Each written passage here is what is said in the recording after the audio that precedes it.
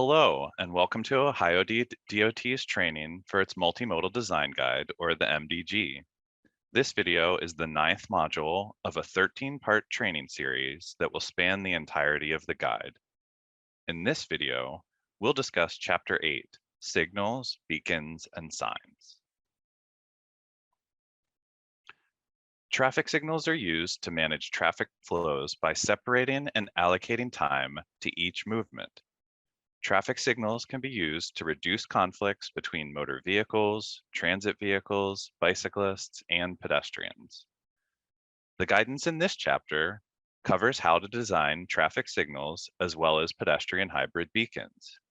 This includes warrants, selection of different traffic signal head types, signal phasing, signal timing, signing, markings, and pedestrian and bicycle detection. It also includes ways to reduce delay and manage or eliminate conflicts between vulnerable road users and motor vehicles. Finally, it supplements intersection design guidance provided in other chapters of the MDG. The guidance in the MDG should be used in conjunction with the TEM and the Ohio OMUTCD. Traffic signals may be installed to facilitate roadway crossings by both pedestrians and bicyclists. Summarized on this slide are the locations where the guide directs designers to consider a pedestrian signal or a pedestrian hybrid beacon, or PHB. This includes where locations meet Ohio OMUTCD warrants and PHB guidelines, as well as locations with limited visibility, high speeds, wider roadways, and locations with insufficient crossing opportunities. Signals and PHBs are important tools that are available to designers to help ensure safe crossings are provided. However, they should not be applied indiscriminately. Traffic signals can inadvertently increase delays, motorized traffic volumes on minor streets, and may increase some types of crashes. Even at locations where a traffic control signal is warranted, other treatments such as traffic calming, roundabouts, active beacons, or PHBs should be considered before determining that a full traffic signal is appropriate. The guide reminds designers of the flexibility they have to estimate future volumes based on suppressed demand. In some cases, people may not be crossing a street today in sufficient numbers to satisfy a warrant, either because there are not adequate gaps in traffic, or they simply don't feel comfortable doing so. Thus, they avoid the crossing altogether. When performing the warrant analysis for these locations, it may be more appropriate to use an estimated crossing demand that assumes better crossing protection. Experience shows that once a street can be crossed more safely, people will generally cross in greater numbers at that location compared to the prior conditions. Projecting volumes is also an important consideration where bicycle boulevards and shared use paths are installed. In these situations, there's an implied understanding that a higher level of care has been taken to ensure that pedestrians and bicyclists can safely navigate these routes. So the crossings and intersections should be designed to accommodate families, children, and other interested but concerned bicyclists. For this reason, agencies and designers should evaluate a proposed facility using the appropriate signal warrants, and if necessary, should consider the reasonably anticipated volume of peak hour crossings.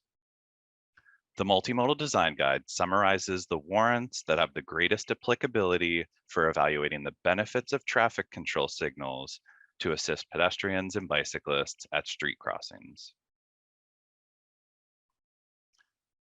Section 8.3 of the Multimodal Design Guide discusses signal design, timing, and phasing for pedestrians.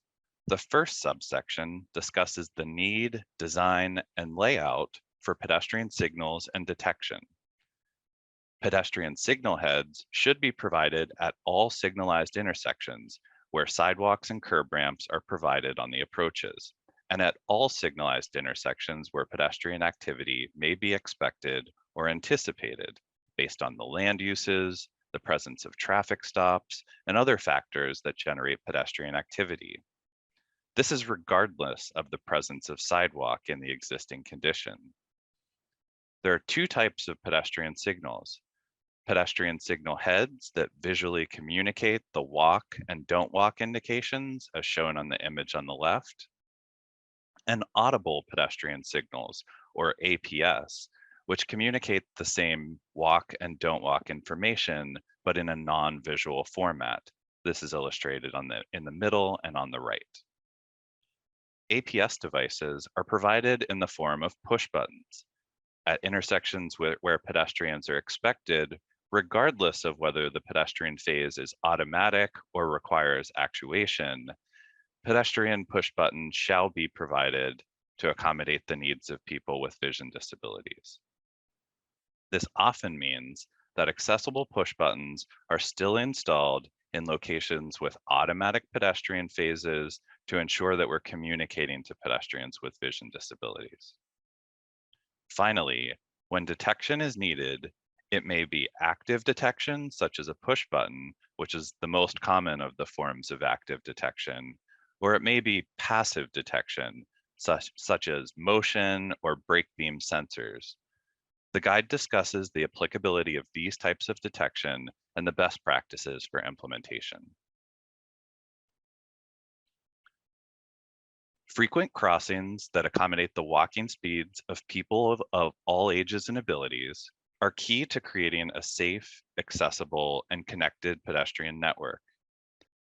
Signals are typically timed to prioritize the major street movements, which may, under certain circumstances, increase delay for pedestrians and bicyclists that are waiting to cross the major street. In addition, when pedestrians and bicyclists are faced with long delays, they may be more likely to ignore signals entirely and cross the road when they perceive that there are adequate gaps in traffic. In these conditions, pedestrians will also sometimes choose to cross away from the intersection, potentially increasing crash risk. Section 8.3.3 describes best practices for reducing delay and providing accessible crossings to improve safety for all users.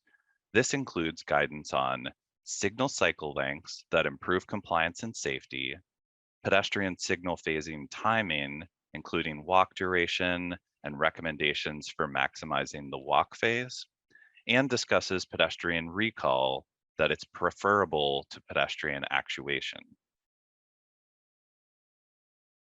In section 8.3.4, alternative signal phasing options for reducing or eliminating conflicts between motorists and pedestrians is described. Designers should consider both the operational and safety impacts of signal phasing changes at an intersection. Often, there may not be one single solution, but rather a combination of treatments for specific periods or scenarios to address pedestrian safety. The 4 overarching phasing strategies are summarized on this slide and range from fully separated phasing that can eliminate conflicts through to treatments that can improve safety even if permissive turning conflicts are allowed.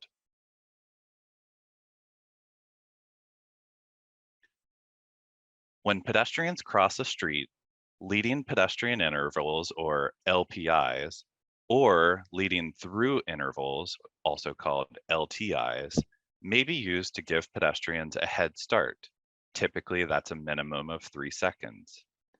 LPIs are a proven safety countermeasure to reduce vehicle to pedestrian crashes at intersections. Implementation allows waiting pedestrians to enter the crosswalk where they will become more visible to conflicting motorists. The guide provides thresholds for when this treatment should be considered, as well as timing recommendations. Protected pedestrian phasing, or protected only signal phasing for turning movements, can significantly reduce conflicts between pedestrians and motorists.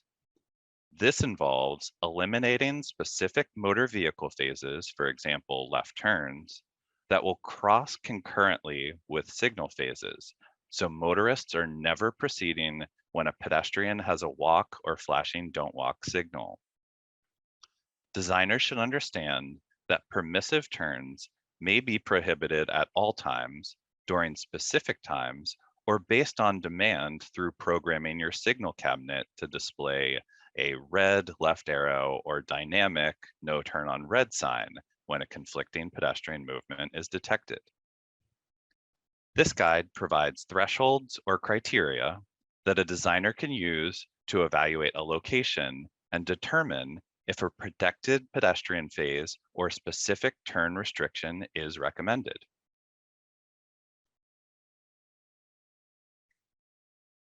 Section 8.3.4.3 discusses concurrent pedestrian signal phases. At most signals, the walk indication for pedestrians is displayed concurrent with the green indication for the parallel motor vehicle movements. Concurrent timing often allows vehicles to turn left or right across the crosswalk during a walk, during the flashing don't walk, or during the pedestrian clearance interval. In these situations, it requires motorists to yield to pedestrians. To mitigate conflicts and improve motorist yielding, designers may consider the following treatments: regulatory signs, such as the R1015A, turning vehicles yield to pedestrian sign. You may consider flashing yellow arrows, as described in this section of the guide, and geometric treatments to reduce vehicular speeds and increase sight distances, such as raised pedestrian crossings and curb extensions, may be considered. This is discussed further in chapters 3, 4, and 7. Finally, an exclusive pedestrian phase, or EPP, sometimes referred to as a bard's dance or pedestrian scramble, stops all motor vehicle traffic and allows pedestrians to cross the intersection in all directions, including diagonally. While this treatment can produce safer operations over conventional phasing, it does increase delay for both pedestrians and motorists compared to conventional signal timing. A protected pedestrian phase, specific turn restrictions, or LPIs are most often the appropriate solutions. The MDG gives specific examples when an exclusive pedestrian phase may be preferable to other pedestrian signal phasing options. Section 8.4 covers design guidance for options related to bicycle signal heads, signal phasing, signal timing, and detection. We'll walk through each subsection, beginning with section 8.4.1, indication options for controlling bicyclists. Where it's necessary or desirable to control bicyclists separately from motor vehicles, bicyclists may be controlled by a traffic signal designated for bicycle use only, or by using a pedestrian signal head and signage. There are two options for using a traffic signal: a standard signal face or a bicycle signal face, both of which must be accompanied by a regulatory bike signal sign to designate the signal for the exclusive use of bicyclists.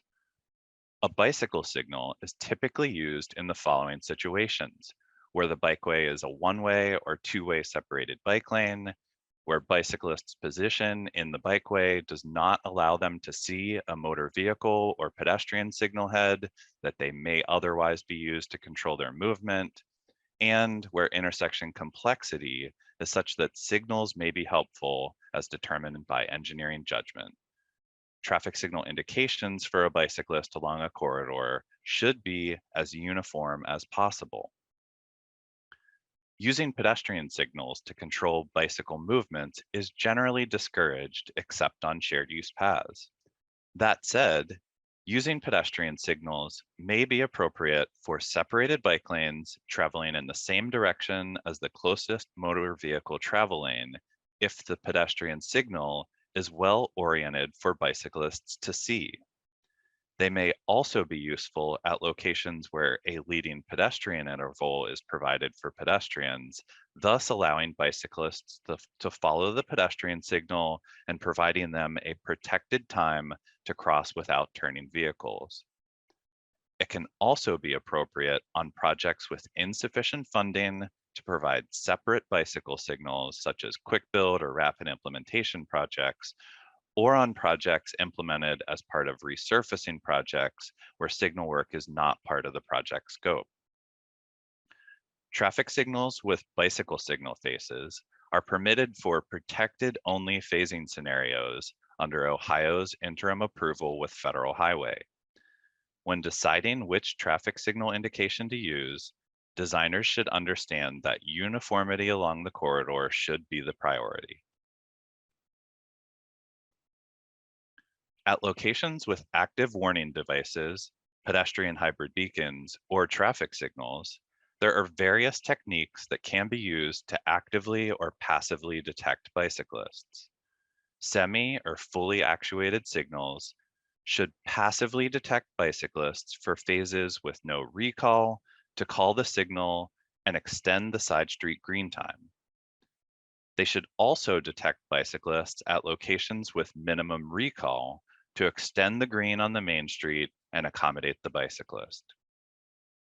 In unique situations, if a signalized intersection approach cannot accommodate passive detection, a curbside push button for active detection should be provided.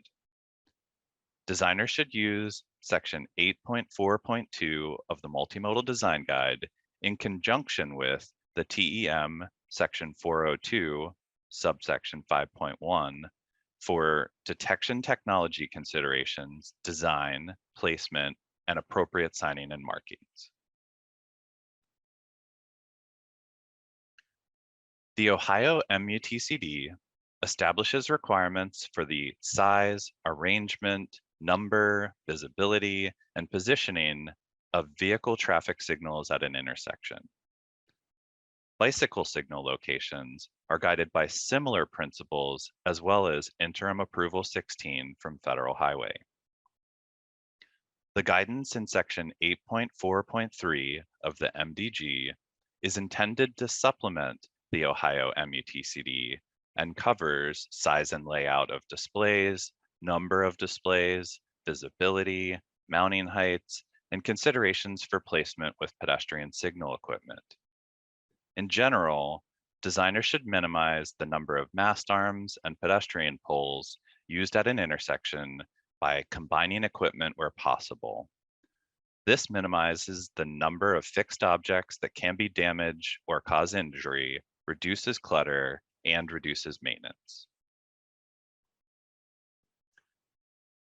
Existing signals are usually timed for prevailing motor vehicle speeds. Designers should evaluate minimum clearance intervals based on a bicyclist's operating characteristics and make adjustments that provide the safest design for all users. The Multimodal Design Guide provides bicycle design and acceleration speeds that should be used for determining the minimum green time and provides design speeds for determining the red clearance interval times.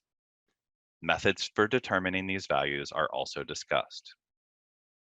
Finally, overall signal cycle lengths and signal coordination can impact bicyclists' delay, which in turn may lead to non-compliance with traffic control devices. Designers should balance traffic operations and consider delay and safety impacts to all users. The guide discusses parameters and treatment options related to signal cycle lengths and corridors with signal coordination. Traffic signal phasing is an essential tool for managing and reducing conflicts at intersections between bicyclists and turning motor vehicles. Eliminating conflicts entirely will provide the greatest safety benefit. However, signal phasing should balance the delay of all users, the signal cycle length, and the risk of conflicts. Designers should assess the number of right and left turning motorists across bikeways during the peak hour and identify when a protected or partially protected bicycle phase shall be considered. The Multimodal Design Guide and the contents on this slide summarize how that information is used to evaluate if a separate turn phase should be considered. The phasing options for bicyclists are similar to those for pedestrians, and again range from fully separated through to treatments that improve yielding while still allowing permissive turns. Protected phases and turn restrictions may be implemented on a permanent basis through actuation or just during specific hours. If only one intersection approach would benefit from a more separated or protected phase, designers should consider a treatment to address that approach before considering an intersection-wide treatment. Where the criteria indicates that one or more vehicular turning movements should be phase separated from bicyclists, but a separate phase is not feasible or desirable, designers should consider a leading bicycle interval and/or a flashing yellow arrow. Let's next discuss pedestrian hybrid beacons, or PHBs. The decision to provide a PHB at either an intersection or a mid-block crossing is discussed in sections 4.4.3, 6.4, and 8.2 of the Multimodal Design Guide. Once it has been determined that a PHB is needed, designers should refer to section 8.6 for general design guidance, including timing, delay, and considerations for bicycle traffic.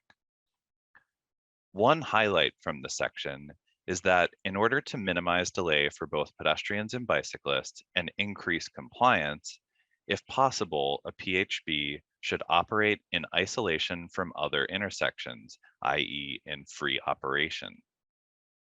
The maximum length of the dark until activated period after actuation of the push button should be as short as feasible and generally less than 30 seconds.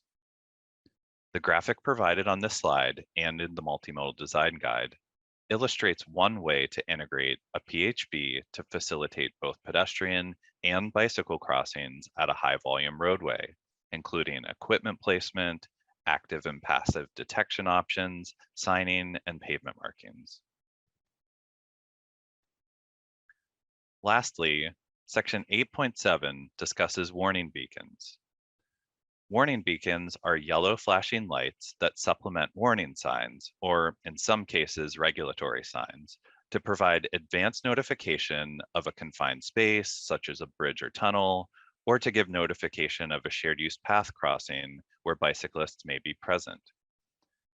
Active warning beacons are actuated yellow flashing lights that supplement warning signs to provide advance notification of a specific roadway feature, such as a tunnel entrance or a pedestrian crossing. Beacons may be activated passively using video detection, radar detection, or time of day, or may be activated using a pedestrian push button. Flashing beacons may be used in a number of different applications for bicyclists and pedestrians. However, the use of passive, continuously flashing beacons is not recommended because indiscriminate use can degrade their effectiveness and affect the usefulness of other flashing treatments. Rectangular rapid flashing beacons, or RRFBs, are user-activated, high-intensity LEDs that flash rapidly in a repeating sequence. Like active warning beacons, RRFBs may supplement warning signs at crossings. However, RRFBs installed at appropriate locations can achieve high driver yielding rates. Section 8.7 of the guide provides general guidance as well as references to other ODOT standards that control the installation and design of these treatment types. Not covered in this module were toucan crossings and the sections that provide general guidance for signing and markings to be used in conjunction with the Ohio OMUTCD. For traffic control at rail crossings, please refer to our module for Chapter 11.